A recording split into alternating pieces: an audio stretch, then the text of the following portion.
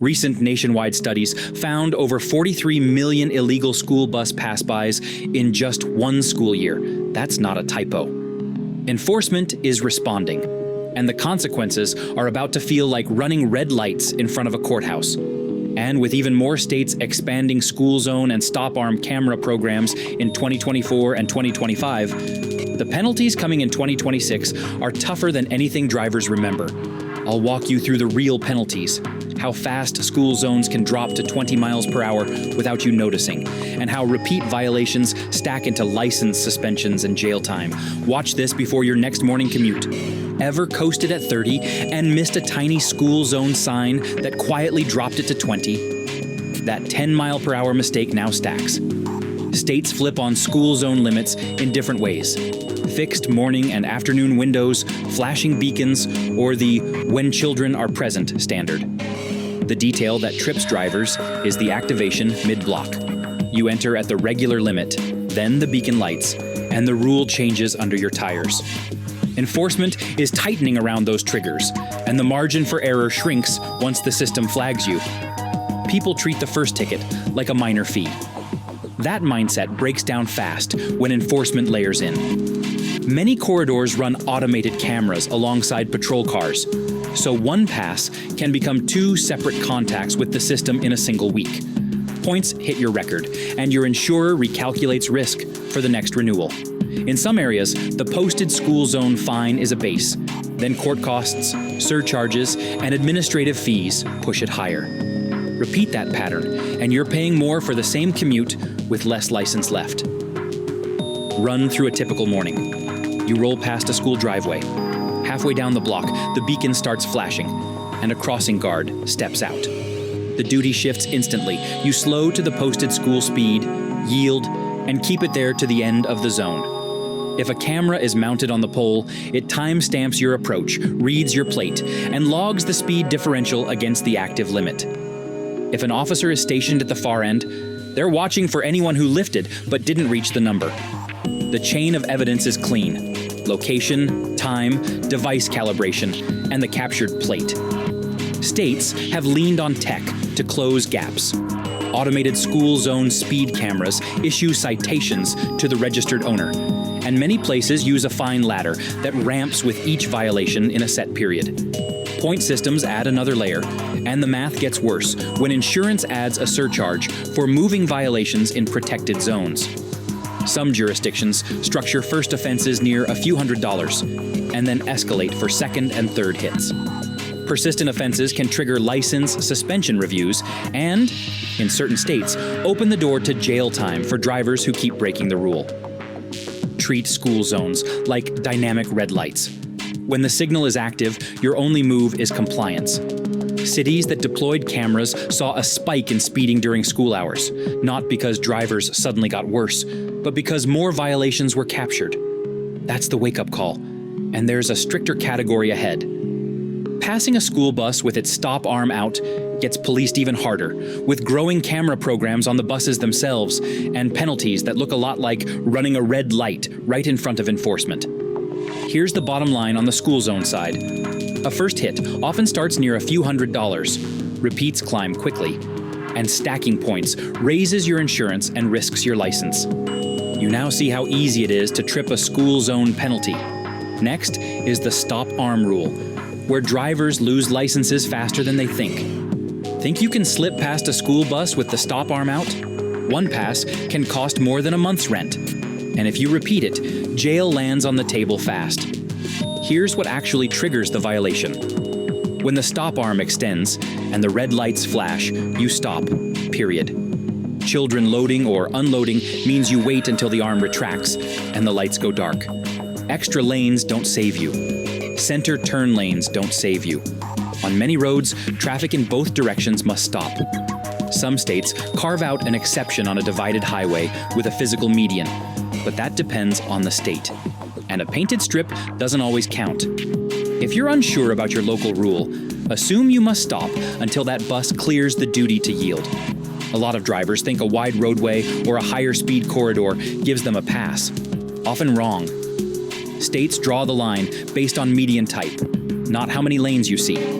A concrete barrier may split obligations. A two-way left turn lane usually doesn't.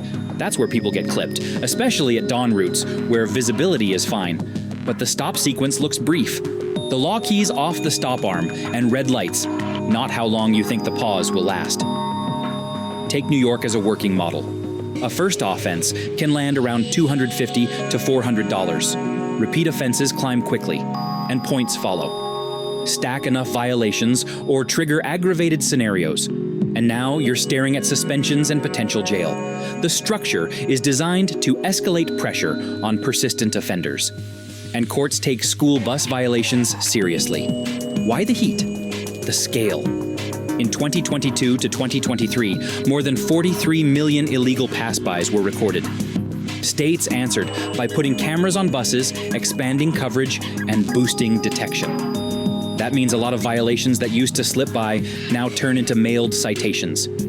Those programs read your plate, timestamp the event, log the GPS location, and preserve a clean chain of evidence.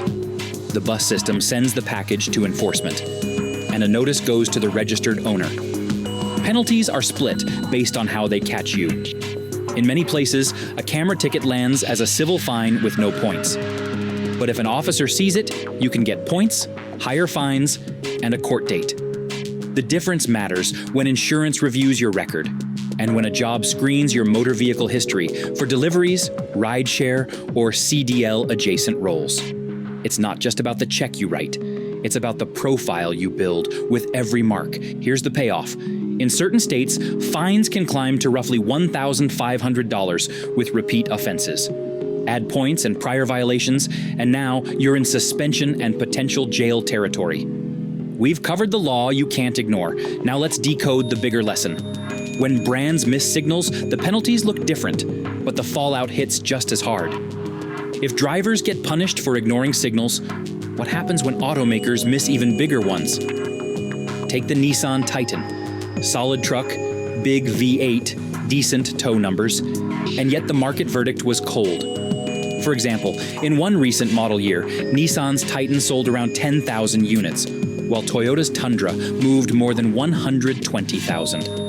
A massive gap that showed how two brands reading the same market can execute completely differently. That is not a small gap. It's two brands reading the same demand and executing completely differently. One delivered a clear product story backed by steady updates and ecosystem support. The other kept a competent truck without the momentum that keeps buyers coming back. The Titan didn't falter because it fell apart. It faltered because Nissan didn't modernize fast enough. The trim strategy never built a ladder of must-have versions. Tech rolled in late. Powertrain choices stayed narrow, while rivals rotated in efficiency plays and hybrid options. Dealer networks struggled to pull shoppers off the segment leaders, and national marketing never reset the narrative. When your rival's launch refreshes on short cycles, a slow cadence turns yesterday's spec sheet into today's stale offering. Engines show the pattern. Nissan scored attention with the Cummins diesel. Strong unit, credible brand, serious torquey. But it arrived as a moment, not a long game. Without a cohesive plan, transmission tuning across use cases, sustained trim differentiation, accessories, fleet hooks, and a clear fuel economy story, the win didn't compound. Toyota kept a steady platform rhythm, consistent updates, and a brand trust cycle that reassures buyers their investment will age well, supported by parts, resale, and dealer service that feels predictable. Zoom out, and the consumer shift matters even more. Buyers moved hard into higher-margin trucks and SUVs. Sedans bled share. Subaru walking away from the legacy after a decades-long run tells you how ruthless that pivot became. When the market speaks, products that can't carry profit and momentum get sidelined, even if they're well made. The Titan lived in that squeeze without the upgrades that would have turned it into a profit lever. Now, look at Volkswagen. After Dieselgate, the company threw resources at EV pivots and luxury positioning while wrestling with software issues and cost overruns.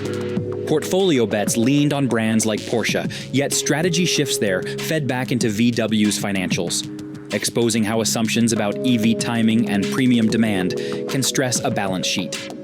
high development costs, plus slow software rollouts, and softer EV demand create drag. And the bill arrives faster when interest rates stay elevated. Here's where it tightens. VW owns Porsche, yet EV softness, software delays, and capital drain can coexist within one group if timing is off. Wrong-timed bets magnify losses. You feel it in delayed launches, trimmed options, and incentives that signal inventory pressure. So, how do you avoid buying from a brand about to hit a strategic pothole?